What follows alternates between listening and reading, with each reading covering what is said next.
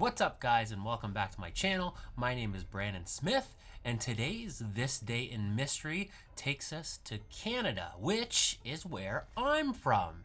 So it's also very special to me because, as a matter of fact, where these murders took place at one point in my life, I lived about 8 kilometers away from them. So it's super. I wasn't there at the time, but it was about a decade before. So it's just still super creepy because I know the area, I know the parts we're talking about. So it really touches me for some reason because I was so closely connected to it, of the neighborhood, if that makes any sense. I don't know if that makes any sense. Also, forewarning, it is very windy outside right now. So if you pick up anything in the background, I do apologize. I'm doing my best, and a little weather isn't gonna stop me. So let's get into it right now. The day is Wednesday, December 13th, 2017. The animated film Coco is #1 at the box office. The song Rockstar by rap artist Post Malone featuring 21 Savage is #1 on the Billboard charts. And tomorrow, the Walt Disney Company will acquire most of 21st Century Fox, including 20th Century Fox Film Studio, for a record $66 billion. Born and raised in Toronto, 75-year-old Barry Sherman is the 15th richest person in Canada. His wife, Honey, was born in Austria but moved to Toronto for school. Tonight, the couple is holed up in their North York home, 20 minutes from downtown Toronto. Barry is hard at work in the home office as Honey packs for an upcoming vacation, a vacation that the couple will never realize. Today will be the last day of their lives. This Day in Mystery.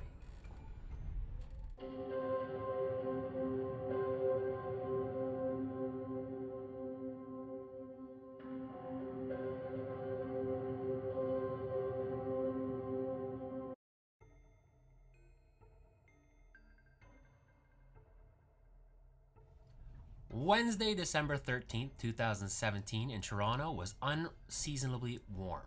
With a high of 8 degrees Celsius, the cold December Toronto weather seems to be arriving late this year.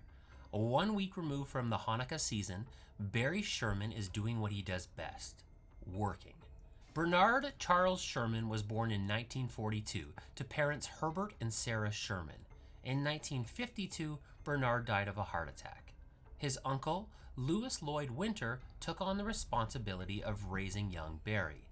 During the summers, he worked for Louis at his company, Empire Laboratories. At the time, Empire was Canada's largest wholly owned pharmaceutical company. The pharmaceutical business was instilled in Barry from a very young age. In 1964, he graduated from the University of Toronto with the highest honors in his class and received the university's Governor General's Award for his thesis. He next enrolled at the Massachusetts Institute of Technology to begin doctoral studies in engineering, completing his PhD in astrophysics in 1967. Sherman was beyond impressive. Honey Reich was born in Austria to Polish Jewish Holocaust survivors. In 1959, the family moved to Toronto. A success in her own right, Honey was also a graduate of U of T, and in 1970, she met Barry Sherman. By 1971, the couple was married. In 1973, Sherman started his own company called Apotex. By 2016, Apotex employed over 10,000 people as one of Canada's largest drug manufacturers, with over 260 products selling in over 115 countries and revenues of $1.5 billion annually. The company was a juggernaut, and the couple was generous with their profits, but maintained their blue-collar work ethic. Barry especially was known for his hard work and his frugality. On vacation, he could usually be found poring over business documents as the family skied and golfed. On Barry's 50th birthday, worried that his old Ford Mustang was leaking carbon monoxide into the passenger compartment, Honey bought him a brand new red sports car with a bow on it. He asked her to take it back. In 2017, the Shermans decided to sell their longtime home at 50 Old Colony Road in North York. On December 13th at 3 p.m., the Shermans meet with an architect at Apotex headquarters. The couple and the architect go over some design changes to the new house in Barry's office. Honey and the architect leave the office at 4:33 p.m. Later in the evening, at 8:17 p.m., Barry leaves Apotex HQ. Now, back at their North York home, Barry sends off a routine email to Apotex employees at 10:09 p.m. After this, the couple goes silent.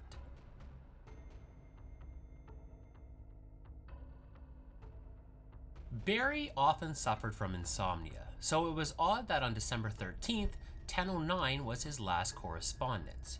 Even odder, on December 14th, Barry never showed up for work. Honey didn't have any plans on December 14th, and she also was not seen or heard from that day. On December 15th, cleaning staff arrives at the North York property. They are scheduled to clean the house bi-weekly, and Friday is one of those days. Barry and Honey are not expected home, so a recently installed real estate lockbox grants them access to the dwelling. Moments later, a pair of real estate agents arrive with a couple who are interested in buying the property. They too access the lockbox and make their way inside. The real estate agents show the couple around the palatial residence, guiding the couple through the main floor before heading for the lap pool and the hot tub in the basement. There, they discover the bodies of Honey and Barry Sherman. Barry is seated with legs crossed on the pool deck. Directly beside him, Honey is on her side. Coats are pulled down over their shoulders, restraining their arms. They are both facing away from the pool and fully clothed. Both of their necks are fastened to a metal railing slightly over a meter high around the pool with men's black leather belts. The couple and the real estate agents quickly flee the subterranean crime scene and head outside to call the police.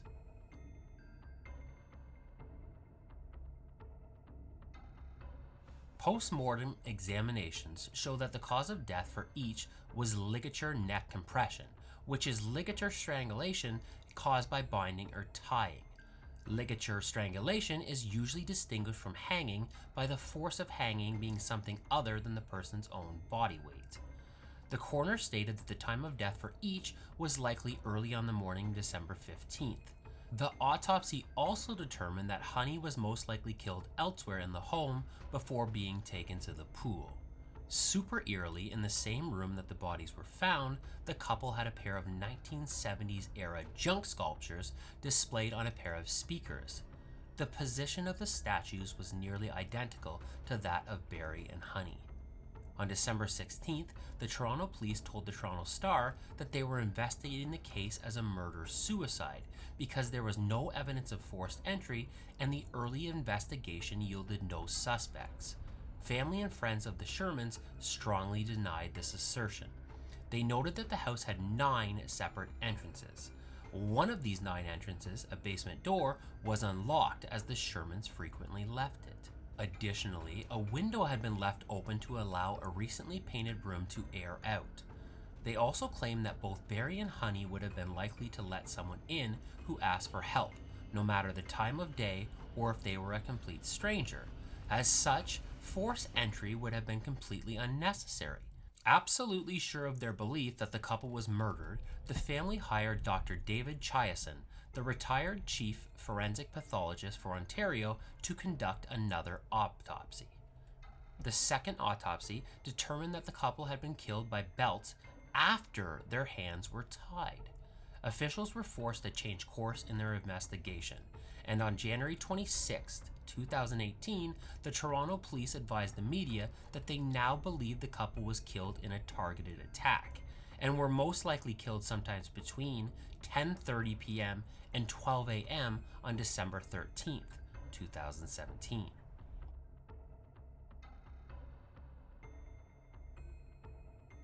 Plenty of businessmen play hardball, but what made Barry Sherman unique was his habit of entering into side businesses with characters who would never be welcome in the executive suites of corporate Canada. Early in his career, Sherman invested in a yacht chartering venture. He soon learned there were no yachts, only shell companies. The creators of the scheme were convicted of fraud. He later became the largest shareholder of Nutrition for Life International Incorporated, a multi-level marketer of vitamin supplements. The company's pitchman, Kevin Trudeau, is now a twice convicted felon.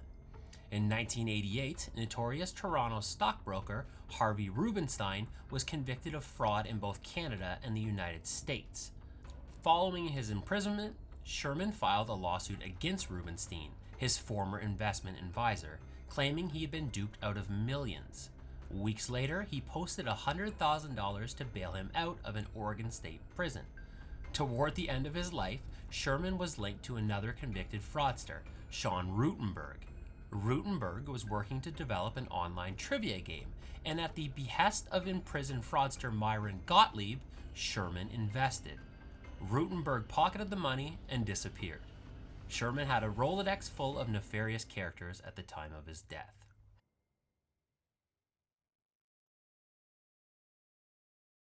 While undeniably philanthropic, Barry Sherman was also very shrewd in his business dealings. In November 1965, Barry Sherman's uncle and mentor, Lewis Winter, and his wife, Beverly, passed away 17 days apart. The deaths orphaned their 4 young children, Paul, Jeff, Carrie, and Dana, and left Empire Laboratories without its founder.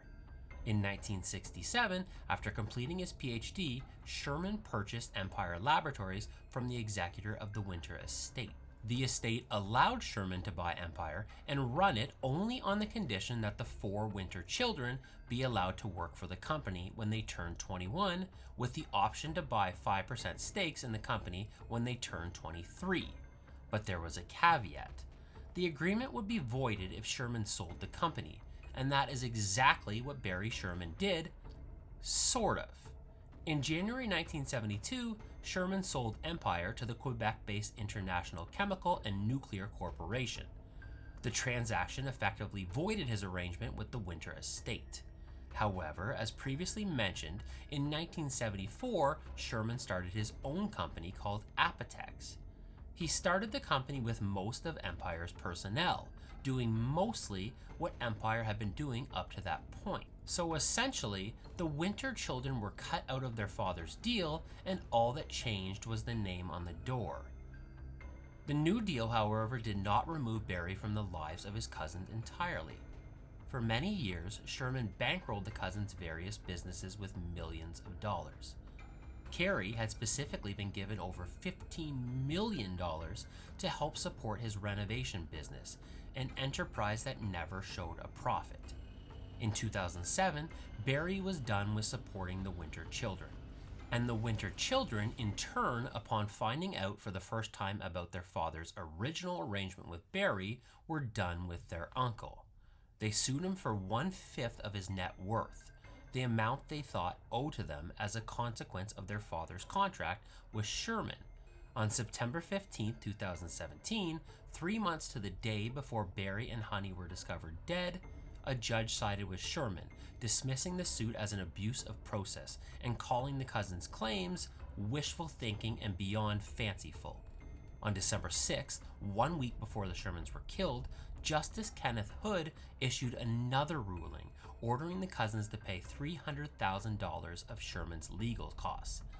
Barry had asked for $1 million each. After the death of Barry Sherman, one of the cousins, Carrie Winter, an admitted cocaine and heroin addict, did an interview with the CBC's The Fifth Estate. The interview was alarming to say the least. In it, he admitted to fantasizing about ambushing his uncle at Apotex and slitting his throat, then, quote, rolling his head down the parking lot. He also admits that on December 13th, he had both the motive and the opportunity to kill his uncle, as he was, quote, not on the clock at the time. He also said that twice in the 90s, his uncle had asked him to murder his wife, Honey, and that both times the plans were aborted mere minutes before the hit was scheduled to take place. After the interview, the Fifth Estate arranged for Carrie to take a polygraph test on the merit of his claims. The lie detector determined that Carrie was untruthful when he said that his uncle had asked him to murder his wife. When asked about his involvement in the murders of Barry and Honey Sherman, his lawyer instructed him not to answer the questions. Carrie, for his part, adamantly insists that while he has never shed one tear regarding their deaths, he was not involved in the murder of Barry and Honey Sherman, telling Maclean's magazine, "I admit that I have utter disdain and hatred for Barry Sherman. I have every reason to hate this man, but I had nothing to do with their demise.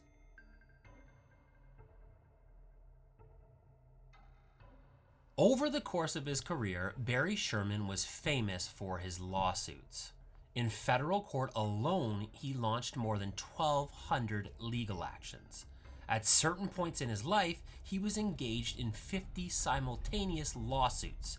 The majority of this litigation was reserved for his most formidable foe, Big Pharma.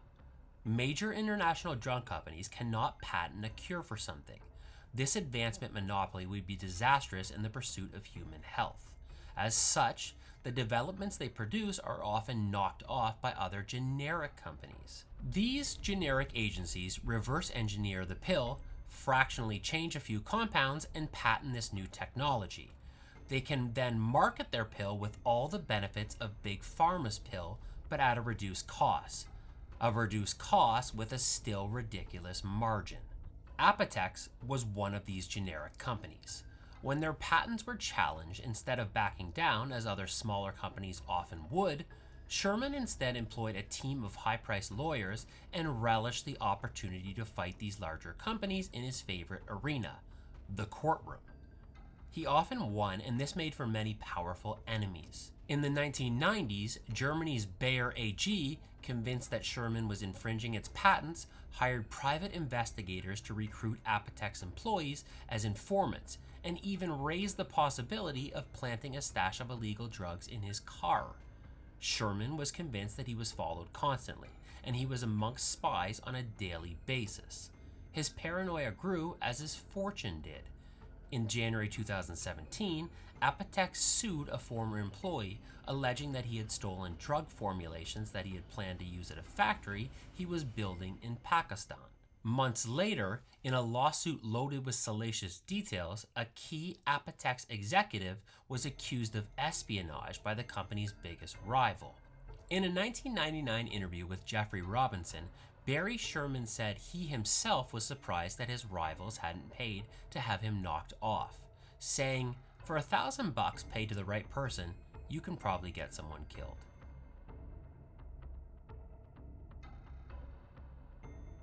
All right, so here's what I think happened. First off, let me say that I do not believe Carey or any of the Winter clan had anything to do with the murder of Barry Sherman.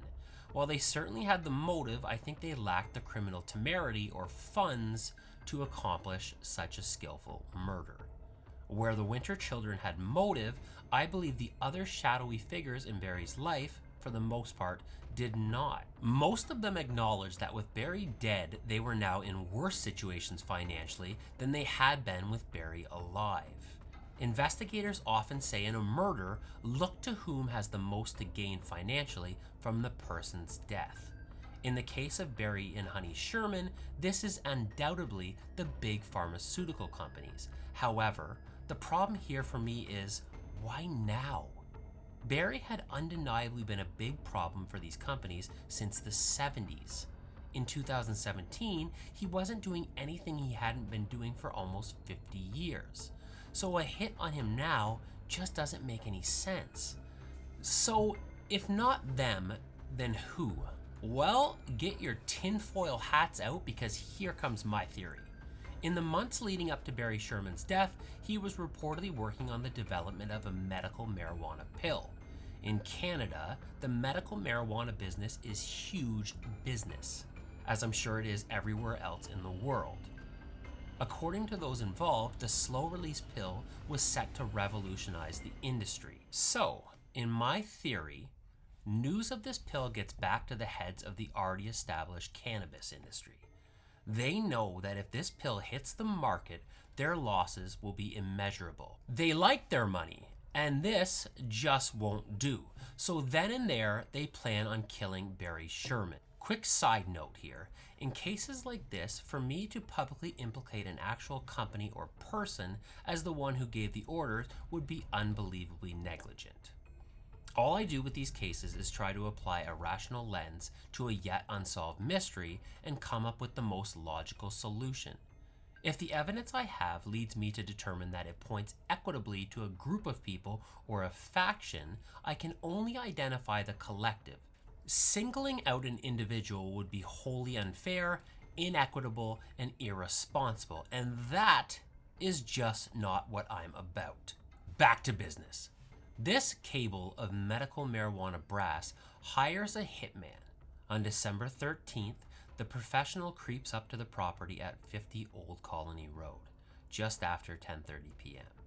He has already been in the property. He knows the house's layout and he knows its vulnerable access points. He breaches the unlocked basement door and slinks quietly up the stairs.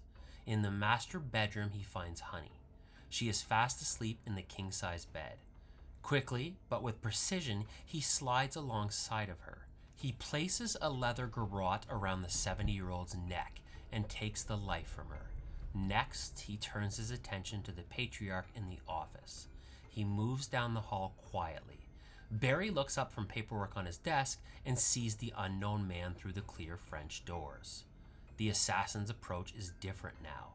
This time he produces a gun.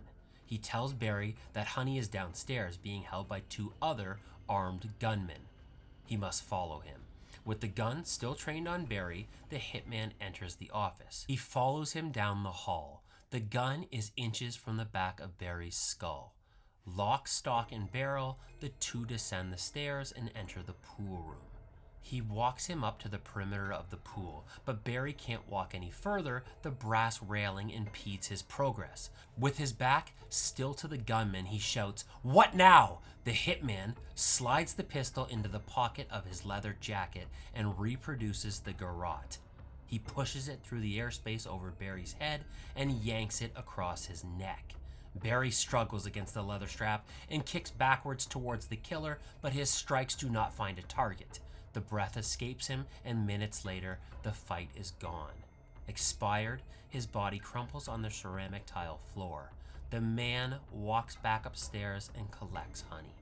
Noticing the statues on the speaker, the hitman monstrously positions the bodies of Honey and Barry Sherman to mirror them. Side by side in death as in life, the septuagenarian couple await discovery as the murderer disappears into the Toronto night.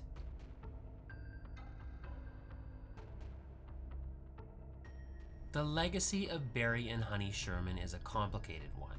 After his passing, Barry was fondly regarded as a softy with a heart of gold by those who loved him, and bitterly loathed as a tyrant with a heart of stone by those he outfoxed or betrayed. The funeral was attended by the Mayor of Toronto, the Premier of Ontario, and the Prime Minister of Canada. Their estate was equally divided between the couple's 4 children. Various charities across Ontario claim that they were promised a portion of the estate.